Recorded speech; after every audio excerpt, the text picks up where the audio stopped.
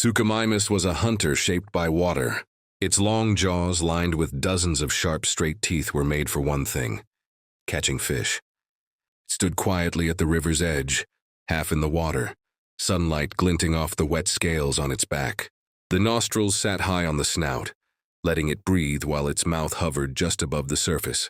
Every ripple, every flick of a fishtail sent a tiny vibration through the water, and the hunter felt them all. It didn't need to see. It could feel movement through its jaw. The massive claw on each hand wasn't just for fighting. It was a fisherman's hook. When it lunged, it didn't bite first. It slashed the water with that curved claw, stunning or trapping fish before snapping them up with its jaws. Each strike was precise, calm, almost graceful. It didn't waste energy. The river world, patience meant survival. Suchomimus hunted mostly alone. It followed winding streams and shallow deltas where fish gathered in groups. Sometimes crocodiles shared the same waters, and for a few seconds both species froze. Neither moving, both waiting. The crocodiles knew better than to attack this towering shadow. One swing of its tail could send them flying. After a successful catch, Suchomimus lifted its prey and stepped onto dry land. It tossed the fish into the air, caught it head first, and swallowed it whole.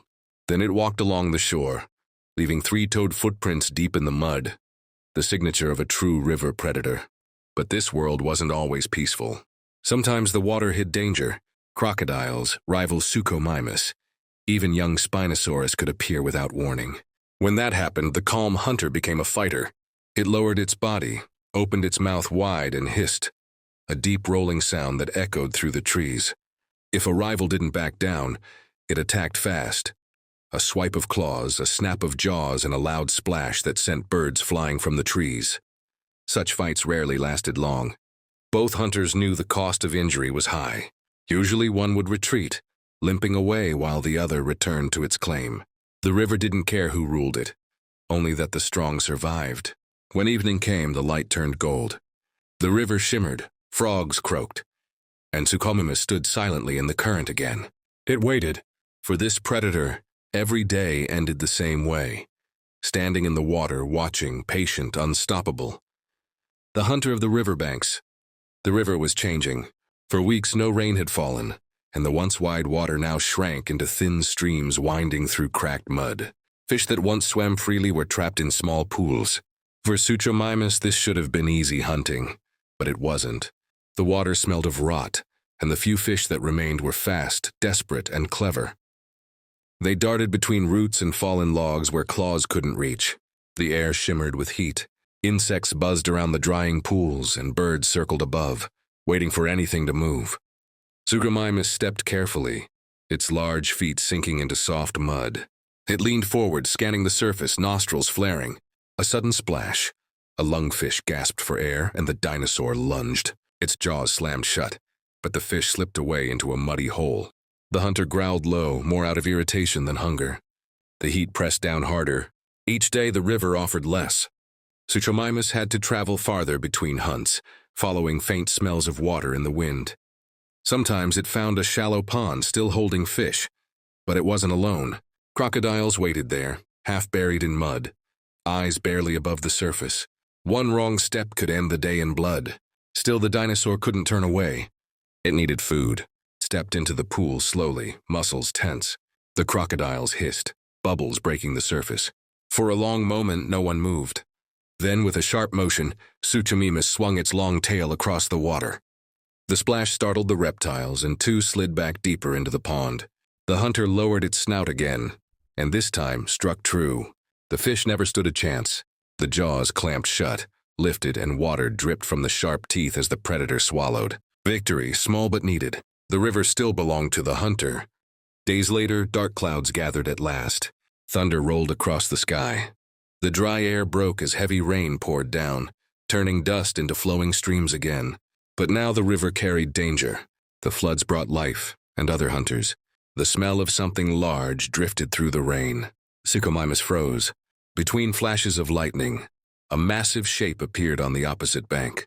Taller, broader, with a long sail rising from its back. 'Twas Spinosaurus, another river predator. Stronger, heavier, and far more territorial. The two locked eyes across the water. Suchomimus growled low, body angled sideways, ready to strike or flee. The rain hammered down, splashing against scales. For a few seconds, the world was silent except for the storm. Then Spinosaurus stepped forward, its feet sinking deep into the mud. The message was clear: this river is mine. Suchomimus hesitated. He knew this fight wasn't worth dying for, but pride made it roar back, a defiant sound swallowed by the rain. Then, as lightning flashed again, the smaller hunter stepped away, retreating up the bank into the trees. Sometimes survival meant knowing when to walk away. That night, the storm washed the land clean. Fish returned with the new floodwater, and the river's sound filled the jungle again. From the trees above the bank, Suchomimus watched quietly. It would find new hunting grounds, maybe smaller, maybe quieter, but safer. For a hunter shaped by water, adaptation was everything. The river was never truly lost, only moving. Weeks passed and the river was alive again. Fish filled the deep pools, frogs sang through the night, and the jungle echoed with sounds of life. Suchomimus had found a quieter stretch of the river, smaller, hidden, rich with food. Hunted here alone, far from the chaos of the flood. Each morning, mist rolled over the surface like a white blanket, and the hunter's silhouette appeared through it, calm and focused. It had learned patience. Every step into the water was careful, each movement silent. Its claws cut the surface just enough to sense vibrations. Then a strike, sudden, precise. A fish snapped in its jaws. The ripples spread, then faded. Silence again. The river had become home. Suchomimus rested under large trees by the water, belly full, body warm from the sunlight. For the first time in a long while, it felt safe. But the jungle has no peace that lasts forever. One morning, the birds went silent. The water that had always whispered now seemed still, too still. The hunter raised its head, eyes narrowing. Something was wrong. The scent in the air was familiar. Heavy, musky, sharp like wet iron. It froze. Across the river, through the trees, a shape moved. Massive, tall, with a long, narrow sail rising above its spine. Spinosaurus had returned. Suchomimus stood motionless, eyes locked on its old rival. This wasn't the same surprise as before. Now both predators remembered each other. Spinosaurus stepped forward slowly, the water swirling around its powerful legs. Its roar broke the morning stillness, deep, long, shaking the trees. Suchomimus didn't back down. It answered with a sharp growl, lower but fierce. The tension was thick, like the air before lightning. The bigger predator moved first. It lunged halfway across the river, sending waves crashing toward the opposite bank. Suchomimus jumped back, splashing mud, tail whipping for balance. The smaller hunter knew it couldn't win head-on, but it was fast. It sidestepped, slashing with one massive claw, leaving a red mark on Spinosaurus's flank. The giant roared, thrashing in fury, snapping its jaws just inches away. Water exploded around them, spray glistening in sunlight breaking through the trees. Each creature fought for space, not just for food, but for survival, pride, dominance. After several powerful strikes, the river turned red and brown from the struggle. Then a pause. Both stopped, breathing heavily, water dripping from their jaws. Spinosaurus turned, grunted, and slowly walked back into the deeper water. It didn't want to waste more strength today. Suchomimus stood firm, shaking its wet body, chest rising and falling with slow breaths. The rival was gone, for now. That night, the hunter returned to its resting place. It didn't sleep. It watched the river under moonlight, listening to the flow. The danger had passed, but the message was clear. This world never stays peaceful for long. Tomorrow, the river might bring more than just fish. The storm came without warning. Winds tore through the jungle, ripping branches from ancient trees. The sky turned black as the clouds opened, and the rain didn't stop. Not for hours, not for days. The river grew wild and angry, breaking its banks and swallowing everything near it. Suchomimus had no choice but to climb higher ground. Water roared below, carrying logs, stones, and even the bodies of smaller animals that couldn't escape. From its hilltop, the hunter watched its home disappear beneath brown, churning waves. Everything it knew, gone. When the storm finally ended, silence fell. The jungle was unrecognizable. Trees lay scattered like broken bones. Mud covered the ground, and the river had carved a new path through the valley. Suchomimus stepped carefully through the wreckage, sniffing the air. There was no scent of fish, only the sharp smell of decay. For days it wandered, hungry and cautious, The flood had changed everything. The deep pools were gone, replaced by shallow ponds where the fish had escaped or died. Even the crocodiles had moved on. The hunter's stomach growled, but its instincts were stronger than hunger. It followed the sound of trickling water through the trees until it reached a small stream. New, fresh, clean. There were fish there, small but alive. It crouched, waited, and struck with precision. A catch at last. It wasn't much, but enough to remind the predator who it was. A survivor. Weeks passed and the land began to heal. Grass grew again where the flood had torn the ground apart. Birds returned, insects filled the air, and the river slowly calmed to a steady, peaceful rhythm. But the hunter had changed. Suchomimus was no longer the same river stalker it once had been. It had learned to move farther, to track new waters, to adapt. One day, while following a smaller stream, it reached a wide-open wetland. Here, dozens of fish swam in clear pools, and herds of herbivores drank by the edge, safe, unaware. The hunter watched from the shadows, head low, tail steady. This new world was rich with life, but also full of eyes watching from behind leaves. Every move mattered. A splash nearby caught its attention. Not fish this time. Another Suchomimus. Younger, leaner, cautious. The two watched each other silently. There was no aggression, no roar, just understanding. They were survivors of the same storm, creatures shaped by the same river. After a few moments, the younger one stepped away, vanishing into the reeds. Suchomimus stayed, lowering its head to drink. For the first time since the flood, it wasn't alone. And that meant the river's story wasn't over. The hunter lifted its head, water dripping from its jaws, and looked toward the horizon where the sun broke through the clouds. The world had changed, but so had it. The flood didn't destroy the river's guardian. It made it stronger. Morning sunlight spilled over the wetland. Mist drifted across the water, glowing gold as the sun rose. Suchomimus stood at the edge of a wide pool, still as a statue. It had hunted here for many days now, and the land had started to feel familiar, safe, steady, alive. Each sound, each ripple in the water, each gust of wind was known to it now. This was its new home. The flood had taken much, but it had also brought change, and with it new life. Small herds of herbivores now crossed the open plains, their reflections rippling across the surface. Flocks of pterosaurs circled overhead, diving for insects. Even crocodiles basked peacefully on the far banks. It was strange to see so many creatures sharing the same space without chaos. For once, the balance had returned. Suchomimus lowered its head and sniffed the air. Fish. It stepped into the shallow water, slow and precise, eyes focused. The reflection of the sun flashed against its long snout as it waited. A sudden movement. A large fish darted beneath the surface. In a split second, the predator lunged, jaws cutting through water with the sound of a whip crack. The catch was clean and quick. Lifted the fish high, sunlight glinting on its wet scales, and swallowed. A simple moment, but one that meant survival, control, and peace.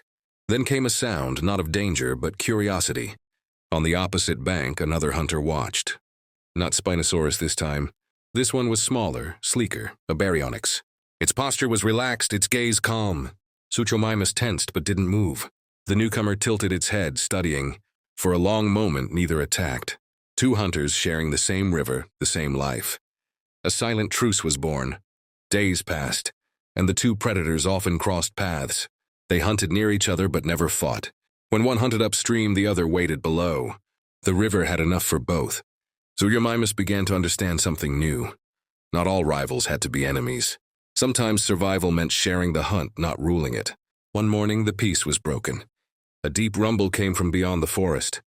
A herd of hadrosaurs burst through the trees, panicked, running toward the water. Behind them came the reason, a giant lumbering shape with a sail on its back, Spinosaurus. It had returned again, stronger, hungrier. The earth trembled under its steps. Suchomimus froze, instincts firing, but before it could act, baryonyx leapt into motion. The smaller predator charged through the shallows, roaring to draw attention. Spinosaurus turned its head toward the sound, just long enough for Suchomimus to move.